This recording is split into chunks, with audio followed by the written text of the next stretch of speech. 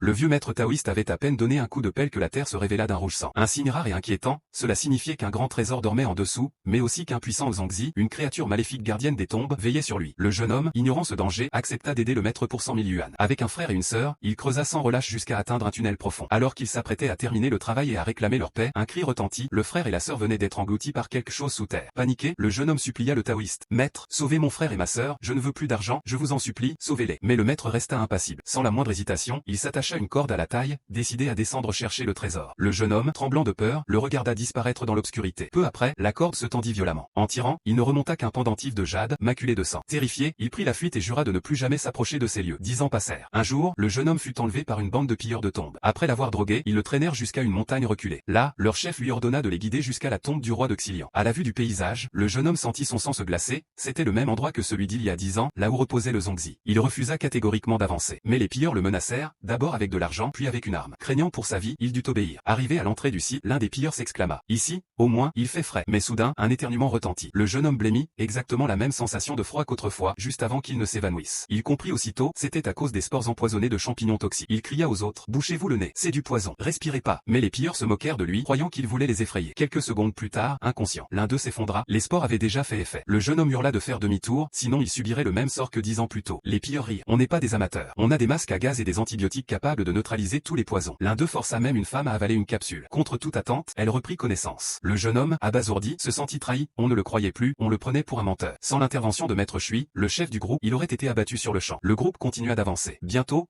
ils atteignirent une porte de pierre massive, c'était bien l'entrée du tombeau du roi de Xilian, exactement celle découverte autrefois grâce au compas du taoïste. Le jeune homme sentit un frisson remonter sa colonne vertébrale, il pria en silence pour que rien du tombeau ne s'attache à eux. Mais alors qu'il se recueillait, un pilleur, assis nonchalamment, mit de la musique à fond sur son téléphone. Pris de panique, le jeune homme se précipita pour éteindre le son. Le pilleur, furieux, lui asséna un violent coup de poing qui le fit reculer de plusieurs pas. Détends-toi, t'as déjà vu un fantôme, toi, lança l'homme en haussant encore le volume. Le jeune homme tenta d'expliquer, la voix tremblante. Le son va attirer. Mais avant qu'il ne finisse, une arme froide se colla à son front. Il pensa que sa dernière heure était venue. Heureusement, Maître Chui intervint à temps, ordonnant qu'on ne tue pas un des leurs.